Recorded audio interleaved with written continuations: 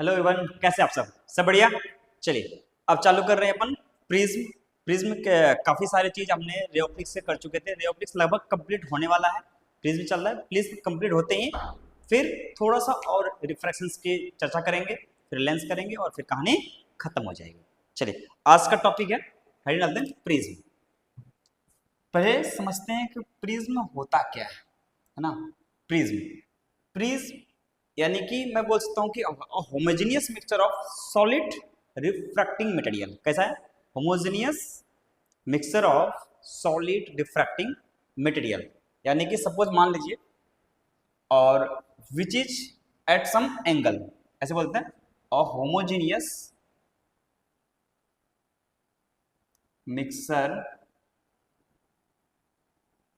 Of solid material at inclined some angle, या फिर homogeneous mixture of two solid material having two surfaces inclined some angle is called prism। समझते हैं इधर में कि अगर मैं चर्चा करूं, ऐसे देखें, ये क्या है हमारा, ऐसे बनाया एक ट्रायंगल में यहां बनाता हूं। कैसा बनाता हूं? ये इस तरीके से, ऐसे। तो ये इसको यहां से ज्वाइन कर दीजिए, इसको ऐसे ज्वाइन कर दीजिए, इसको ऐसे ज्वाइन कर दीजिए, मतलब इस तरीके से। इसको क्या कर लो, ऐसे ज्वाइन कर लो। मान लो इसको आप पकड़ के ऐसे करो, दिखाई देगा इसमें 5 सरफेसेस है। कितने सरफेसेस हैं? तो मैं बोल सकता हूँ, जैसे नाम दे दिया A B C D E F. अब इसको 3D है, थोड़ा सा जो डॉटेड लाइन है उसको सीधा मानो, ऐसे वाला। तो इसको पकड़ के ऐसे करेंगे तो ई पॉइंट कहाँ गया? यहाँ। ई से एफ और ई से डी, ये ट्रायंगल बना, ठीक है। यहाँ पॉइंट है कौन सा? बी। तो बी से ई और बी से ए, एक ट्रायंगल यहाँ है, एक ट्रायंगल यहाँ है, और एक सरफेस ऐसा है, एक सरफेस ऐसा है, और एक सरफेस नीचे में ऐसा है।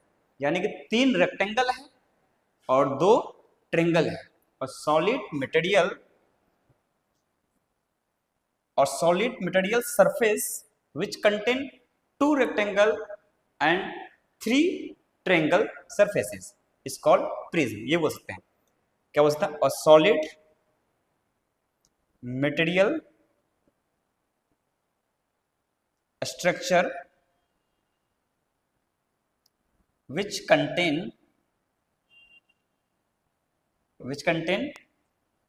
2 triangle along with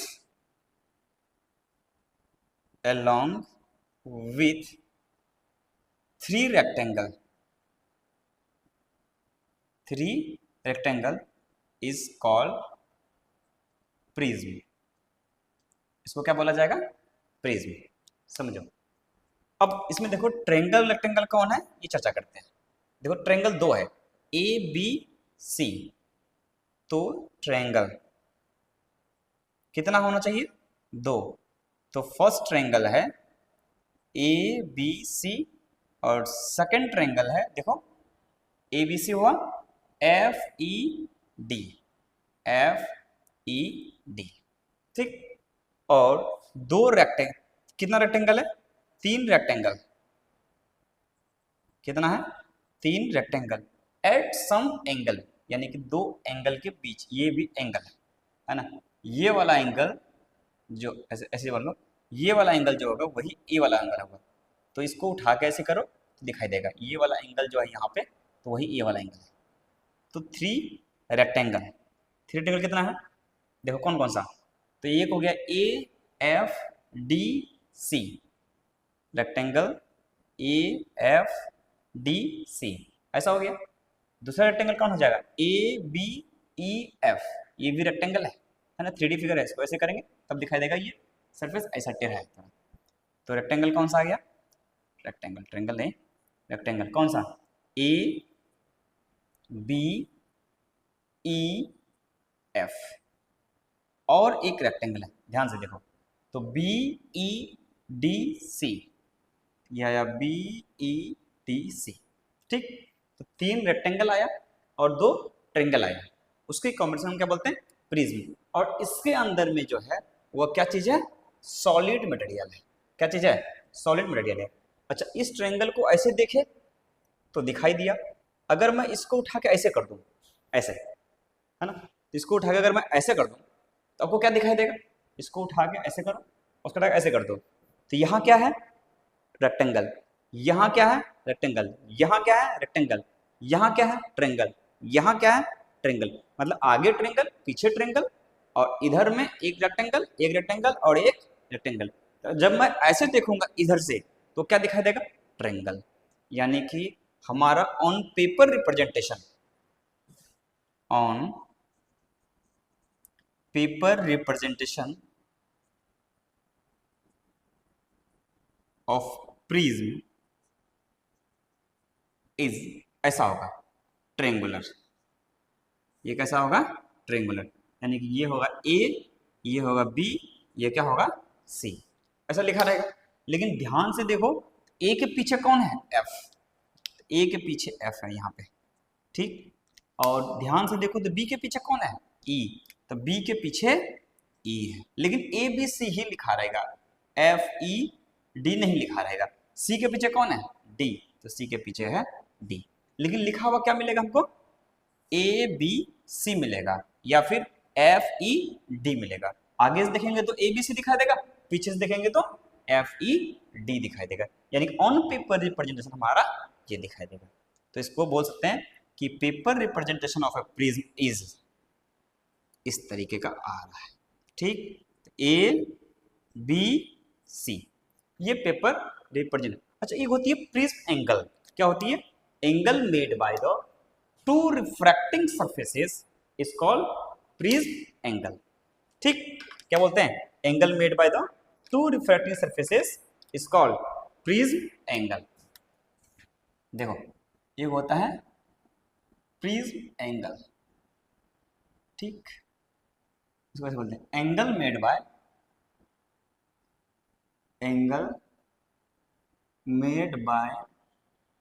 to refracting surface is called prism angle, is called क्या?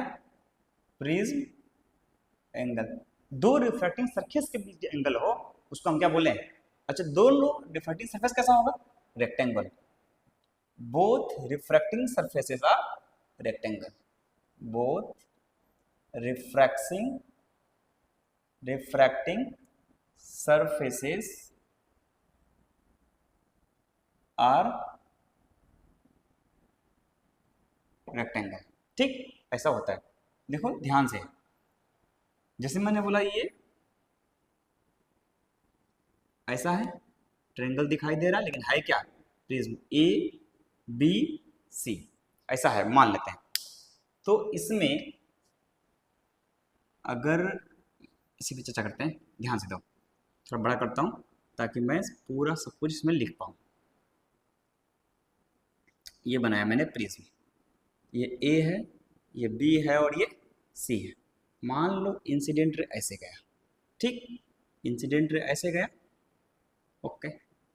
ये रिफ्रैक्ट होने के बाद ये ऐसे गया, मान लेता हूँ। तो ये नॉर्मल है हमारा, ये क्या चीज़ है?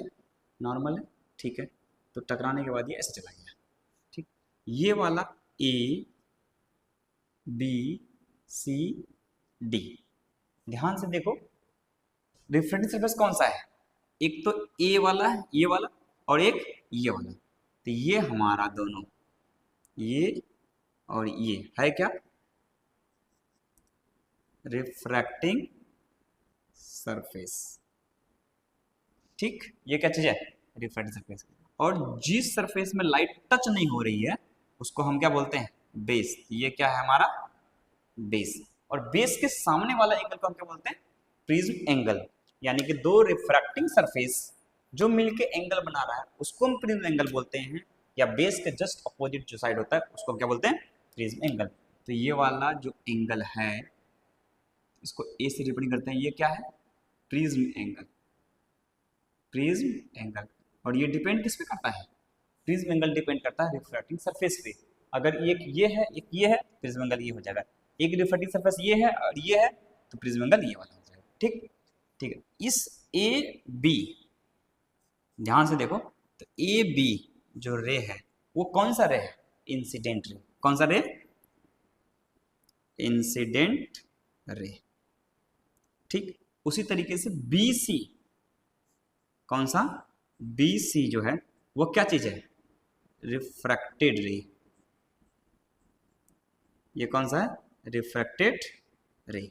ठीक, उसी तरीके से तीसरा सी और ऐसे गया है सी डी, ये कौन सा रे? सी से डी, ये है इमर्जेंट रे। ये कौन सा रे? इमर्जेंट रे। ठीक है। और एंगल ए जो है ये क्या है? प्रिज्म एंगल है।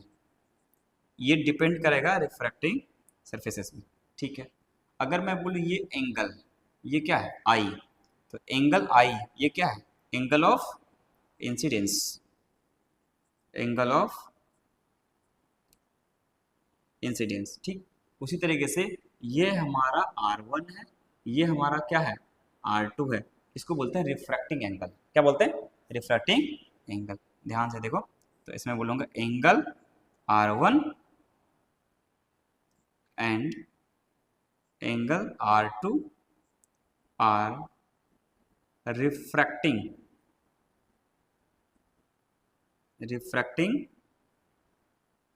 एंगल। ये किसके बीच में? रिफ्रैक्टिंग एंगल है। ठीक है, of surface A B and A C respectively, है ना। इस दोनों सरफेस की क्या है? रिफ्रैक्टिंग एंगल है, R1 और R2। और यहां पे एक एंगल है E, इसको हम क्या बोला जाएगा? बोलो, इमर्जेंट एंगल। क्या बोला जाएगा? Emergent angle. तो यहाँ पे एक और है एंगल E, ये क्या है? इमर्जेंट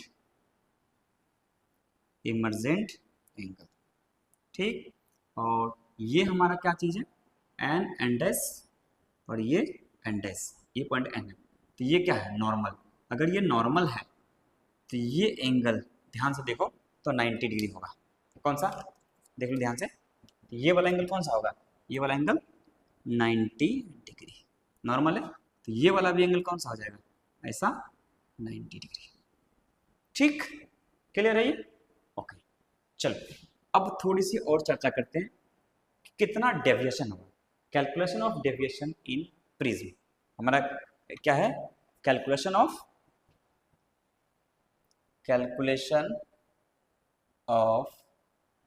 डेविएशन इन प्रिज्म, है ना। प्रिज्म हमारा कितना डेविएशन होगा ये हमें चर्चा करनी है। ठीक है, क्लियर है ये? चलो अब ढंग से थोड़ा सा कैल्कुलेशन देखते हैं और पता करते हैं कि डेविएशन कितना हो रहा है। सपोज मान लो ये रे जा कैसे रहा है? रे जा इधर रहा था और चला इधर गया, कितना डिग्री डेविएट हुआ ये हमें निकालना है। ठीक है सर, ये जा इधर रहा था, देखो ध्यान से, ये ऐसे निकालेंगे, ये जा इधर रहा था लेकिन चला किधर गया? सर चला तो इधर गया ये। ठीक, तो ये जो एंगल है, ये वाला एंगल, ये क्या है? डेल्टा। ये क्या चीज़ है? डेल्टा, डेविएशन एंगल है। ध्यान से देखो, तो पहले जा इधर रहा था और चला इधर गया है, तो डेविएशन ये वाला जो हुआ है, ये ध्यान से देखो तो डेल्टा 1 है। कितना है? डेल्टा 1। उसी तरीके से अब जा इधर रहा था, ऐसे निकालेंगे, और चला इधर गया, तो ये वाला जो एंगल है ये कितना है? डेल्टा 2 है। ठीक, ये पहले में देखो ए बी ऐसे जा रहा था और चला इधर गया, तो बेंड किधर हुआ? इधर नीचे क्लॉकवाइज। कितना? डेल्टा 1, ये है डेल्टा 1। ठीक, ये जा इधर रहा था, बेंड हो गया इधर आ गया, तो कितना बेंड हुआ? डेल्टा 2। किधर? क्लॉकवाइज। अगर दोनों का सेंस ऑफ रोटेशन अगर सेम है, इसका मतलब डेविएशन अलजेब्रिकली ऐड हो जाएगा। ओके सर, अलजेब्रिक क्या हो जाएगा? ऐड हो जाएगा। तो टोटल डेविएशन जो हो जाएगा वो कितना हो जाएगा? डेल्टा 1 प्लस में क्या? डेल्टा 2। तो यानी कि delta is equals to delta 1 plus delta 2, ये टोटल डिवीजन है। अब डेल्टा 1 की वैल्यू निकालना हो, ये देखो, अगर ये तुम ध्यान से देखो कि ये वाला एंगल और ये वाला एंगल देखो वर्टिकली अपोजिट एंगल है, तो मैं बोल सकता हूँ डेल्टा 1 प्लस R1 बराबर आई, वर्टिकली अपोजिट एंगल। तो डेल्टा 1 के जगह में क्या लिखा जाएगा, डेल्टा 1 के जगह में क्या लिखा जाएगा बताओ। ये तो हमें निकालना है फाइनल, ये हमें क्या निकालना है फाइनल। ध्यान देखो, तो delta 1 plus R1 is equal to कितना, एंगल आई। तो बताओ डेल्टा 1 आया कितना, आई माइनस R1, ये चर्चा हो गई, आई माइनस कितना R1। ठीक, एक और इधर इसके बगल में करते हैं। अब इसमें देखो ये क्या होगा, एंगल ई है टोटल, ये एंगल डेल्टा 2 है, ओके, ये एंगल जो है R2 है, ये एंगल कितना है R2, तो ये वर्टिकली अपोजिट एंगल है, ये वैल्यू कितना है R2। ध्यान से देखो, तो ये ट्रायंगल, ये लाइन ऐसे जा रहा है, ये लाइन ऐसे जा रहा है, ये एंगल R2 है, तो ये एंगल R2 हो जाएगा, ये वाला, ये एंगल और ये एंगल दोनों क्या है R2 वर्टिकली अपोजिट एंगल। अब इसमें देखिए बताओ R2 प्लस डेल्टा 2 बराबर क्या है, ई के बराबर। देखो ये ई है, ई कौन सा है, ये वाला एंगल है ना, ऐसा ई है, ओके। तो डेल्टा 2 प्लस R2, मैं बोल सकता हूँ डेल्टा 2 प्लस R2 बराबर ई, है ना। तो डेल्टा 2 किसके बराबर आया, E minus R2, E minus R2, ये समझ आ गया, ओके। अब एक और देखते हैं, है ना। अब देखो इन रेक्टेंगल, इन रेक्टेंगल कौन सा, ए बी, इसका नाम दे दो एक्स, है ना, A B X C, A B X C, ये रेक्टेंगल है। ध्यान से मैं फिगर बना देता रहा हूँ, ये ट्रायंगल ऐसा है, रेक्टेंगल ऐसा है, ठीक। ये है ए, ये है बी और ये एक्स, ये है सी।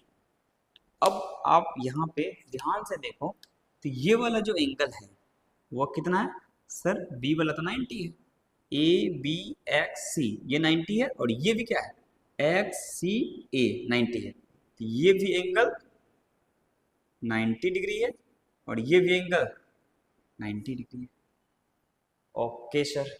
इसका मतलब मैं यहाँ से क्या बोल सकता हूँ, मैं यहाँ से बोल सकता हूँ 90 plus 90 180, A plus X, A plus X is equal to कितना, A plus X plus 90 plus 90 360, तो angle A plus X is equal to 360, sorry 180, 90 घट जाएगा 180 degree. Angle A plus X कितना हो गया 180। अब एक चीज और देखो, इन ट्रायंगल कौन सा, ए सॉरी बी एक्स सी, बी एक्स सी, ध्यान से देखो ये ऐसे बन रहा है, यहाँ पे कौन है एक्स, यहाँ पे कौन है बी और यहाँ कौन है सी। सम ऑफ एंगल कितना होगा सर 180, तो sum of angle X plus B plus C is equal to कितना 180, और सी के जगह में है क्या सर, ये R1 है और ये R2, तो बी के जगह में क्या है, एक्स के जगह में एक्स रहेगा plus R1 plus R2, B के जगह में ये क्या है R1 और यहाँ पे क्या है R2। देखो ध्यान से, यहाँ देखो R2 है और यहाँ क्या है R1, बी के जगह में R1, सी के जगह में R2 और यहाँ x, तो x plus R1 plus R2 बराबर 180 डिग्री। तो यहाँ से क्या समझ आया, यहाँ से क्या समझ आया कि x की जो वैल्यू है वो कितनी है, x की वैल्यू कितनी है 180, या नहीं तो ऐसे कर लेते हैं, तो x की जो वैल्यू है 180 माइनस R1 प्लस R2, ऐसे सकते हैं, ये लिख दिया।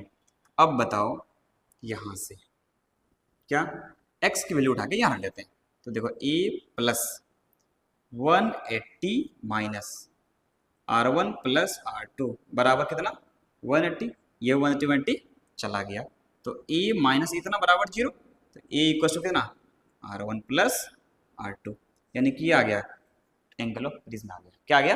Angle of prism. हमें चाहिए क्या सर? हमें तो डेविएशन चाहिए। हमें क्या चाहिए? डेविएशन। तो delta is equals to delta 1 plus delta 2। Delta 1 की वैल्यू है कितनी? डेल्टा 1 की वैल्यू कितनी है? ध्यान देखो, i plus r1, i minus r1 plus delta 2 की वैल्यू कितनी है? e minus r2, e minus r2। इसको लिखा क्या जाएगा? i plus e minus r1 plus r2, ऐसे लिखा जाएगा। ध्यान से देखो, पता पड़ेगा आपको। i प्लस ई माइनस दोनों में है, माइनस कॉमन निकालिए, r1 प्लस r2, यानी कि डेल्टा जो आया वो कितना आया? i plus E minus r1 plus r2, और r1 प्लस r2 वैल्यू कितनी आई है? e, तो कितना हो गया? e। अच्छा, यानी कि मेरा जो डेविएशन आया प्रिज्म में वो कितना आया? i plus E minus A के बराबर। ठीक, यानी कि deviation in prism is equal to i plus E minus A. Clear है? तो मैं बोल सकता हूं डेविएशन इन प्रिज्म जो होता है डेल्टा, वो कितना होगा? Angle of incidence plus angle of emergence minus prism angle. ये हमारे काम के है। ठीक, आई होप आपको पूरा लेक्चर समझ में आया होगा। डेविएशन कैसे कैलकुलेट किए हैं ये भी आपने फील किया होगा। वीडियो अगर अच्छी लग रही है, लेक्चर अगर अच्छी लग रही है, तो चैनल को लाइक करें, शेयर करें, सब्सक्राइब करें।